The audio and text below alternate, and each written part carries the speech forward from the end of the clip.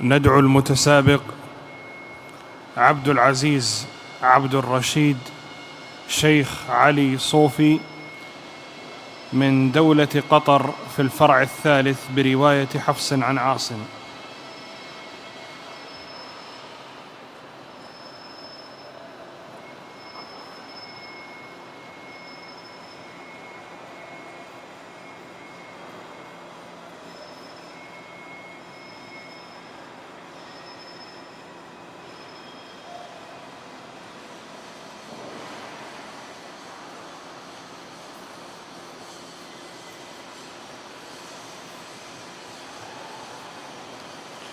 السؤال الأول: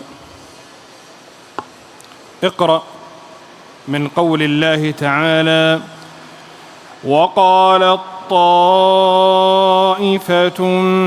من أهل الكتاب آمنوا بالذي أنزل على الذين آمنوا وجه النهار.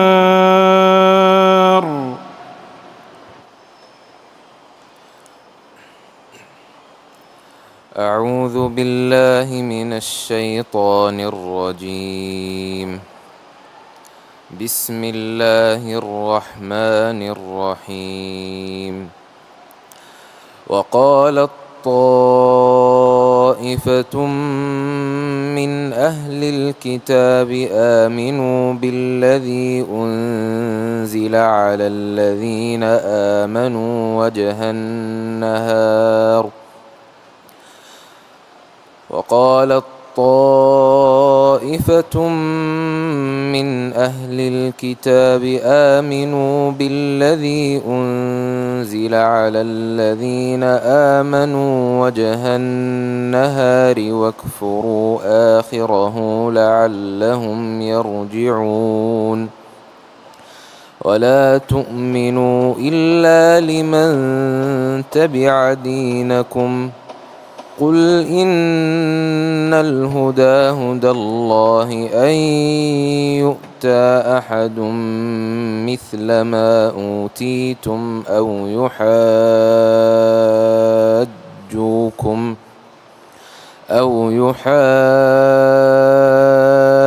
يحاجوكم عند ربكم.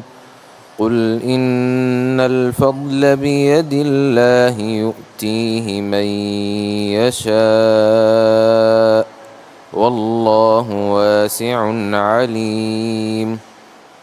يختص برحمته من يشاء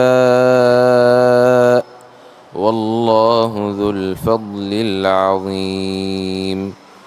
ومن أهل الكتاب من إن تأمنه بقنطار يؤده إليك ومنهم من إن تأمنه بدينار لا يؤده إليك إلا ما دمت عليه قائما. ذلك بأنهم قالوا ليس علينا في الأميين سبيل ويقولون على الله الكذب وهم يعلمون. بلى من أوفى بعهده واتقى فإن الله يحب المتقين. إن الذين يشترون بعهد الله وأيمانهم ثمنا قليلا أولئك لا خلاق لهم في الآخرة ولا يكلمهم الله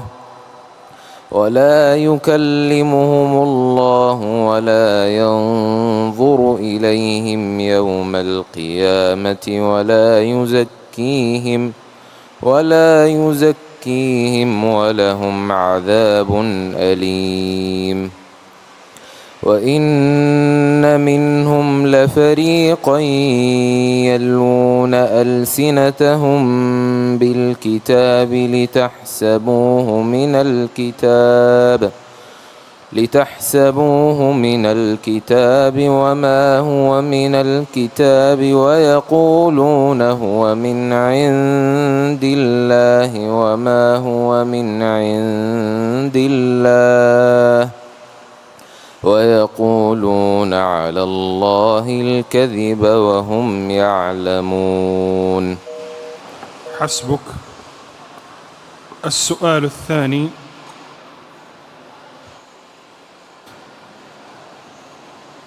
اقرأ من أول سورة الأنعام.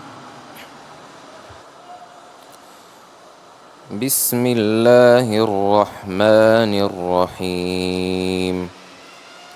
الحمد لله الذي خلق السماوات والأرض وجعل الظلمات والنور ثم الذين كفروا بربهم يعدلون.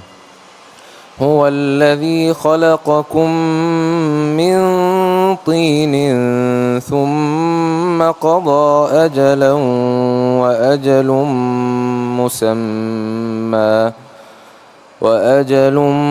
مسمى عنده ثم أنتم تمترون.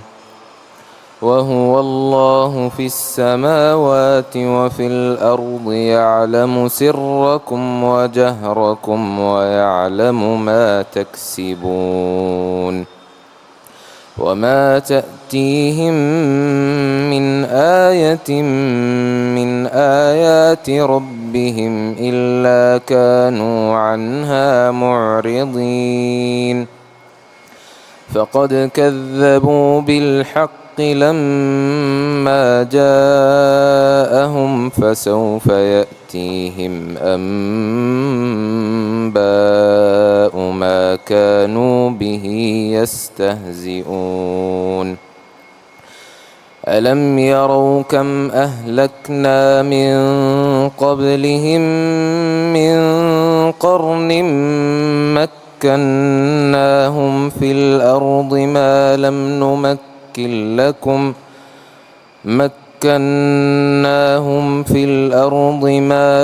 نمكن لكم وأرسلنا السماء عليهم مدرارا وجعلنا الأنهار تجري من تحتهم فأهلكناهم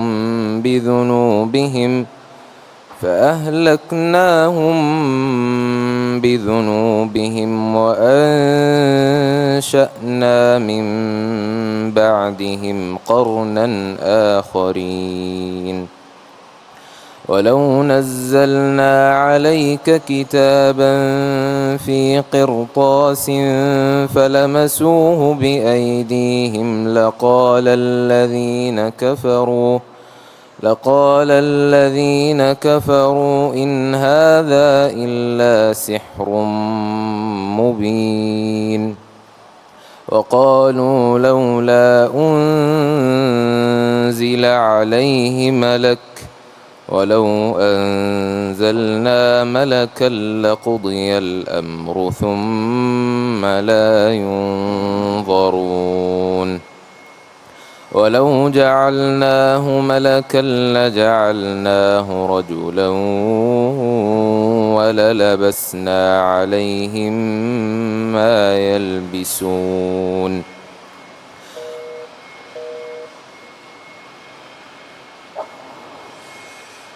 السؤال الثالث: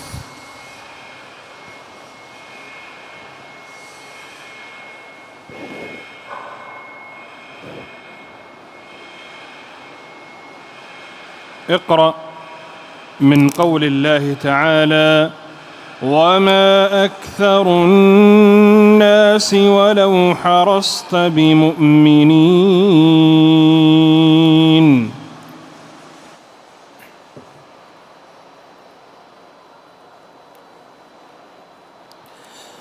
وما أكثر الناس ولو حرصت بمؤمنين وما تسألهم عليه من أجر إن هو إلا ذكر للعالمين. وكأي من آية في السماوات والأرض يمرون عليها وهم عنها معرضون وما يؤمن أكثرهم بالله إلا وهم مشركون أفأمنوا أن تأتيهم غاشية من عذاب الله أو تأتيهم الساعة بغتة وهم لا يشعرون قل هذه سبيلي أدعو إلى الله على بصيرة أنا ومن اتبعني وسبحان الله وما أنا من المشركين. وما أرسلنا من قبلك إلا رجالا نوحي إليهم من أهل القرى أفلم يسيروا في الأرض فينظروا كيف كان عاقبة الذين من قبلهم ولدار الآخرة خير للذين اتقوا أفلا تعقلون حتى إذا استيأس الرسل وظنوا أنهم قد كذبوا جاءهم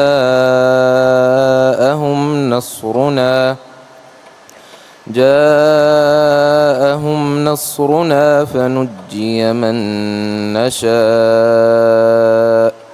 ولا يرد بأسنا عن القوم المجرمين. لقد كان في قصصهم عبرة لأولي الألباب ما كان حديثا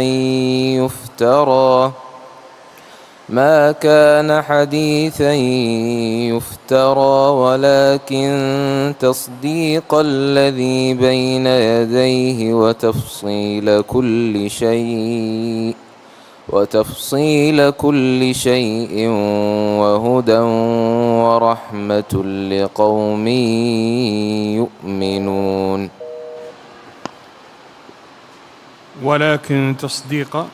ولكن تصديق الذي بين يديه وتفصيل كل شيء وهدى ورحمة لقوم يؤمنون. بسم الله الرحمن. حسبك. السؤال الرابع: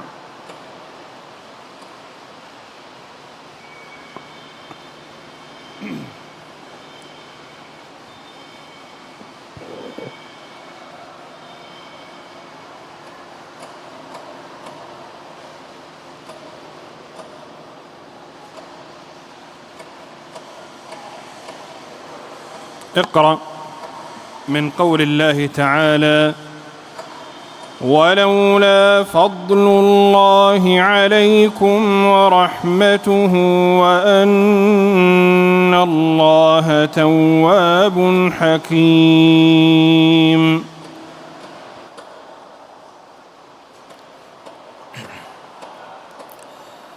ولولا فضل الله عليكم ورحمته وأن الله تواب حكيم.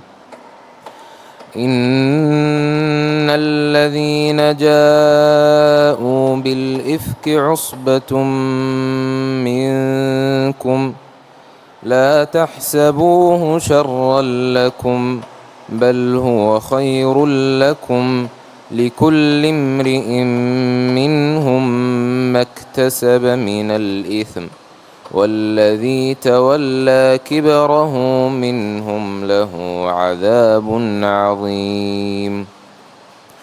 لولا إذ سمعتموه ظن المؤمنون والمؤمنات بأنفسهم خيرا وقالوا هذا إفك مبين. لولا جاءوا عليه بأربعة شهداء فإذ لم يأتوا بالشهداء فأولئك عند الله هم الكاذبون. ولولا فضل الله عليكم ورحمته في الدنيا والآخرة لمسكم فيما أفضتم فيه عذاب عظيم.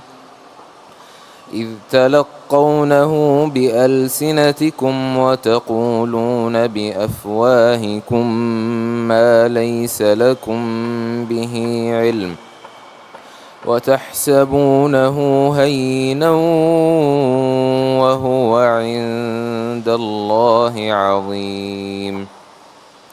ولولا إذ سمعتموه قلتم ما يكون لنا أن نتكلم بهذا سبحانك هذا بهتان عظيم. يعظكم الله أن تعودوا لمثله أبدا إن كنتم مؤمنين. ويبين الله لكم الآيات والله عليم حكيم. إن الذين يحبون أن تشيع الفاحشة في الذين آمنوا لهم عذاب أليم في الدنيا والآخرة والله يعلم وأنتم لا تعلمون. ولولا فضل الله عليكم ورحمته وأن الله رءوف رحيم.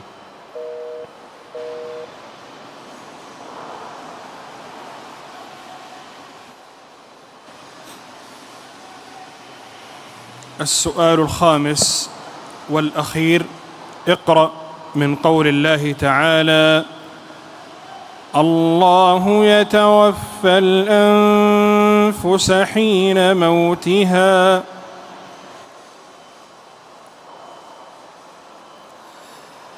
الله يتوفى الأنفس حين موتها والتي لم تمت في منامها فيمسك التي قضى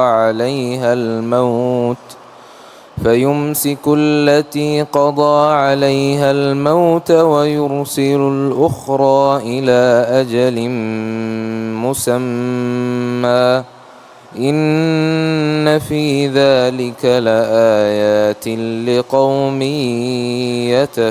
يتفكرون. أم اتخذوا من دون الله شفعاء قل أولو كانوا لا يملكون شيئا ولا يعقلون قل لله الشفاعة جميعا له ملك السماوات والأرض ثم إليه ترجعون.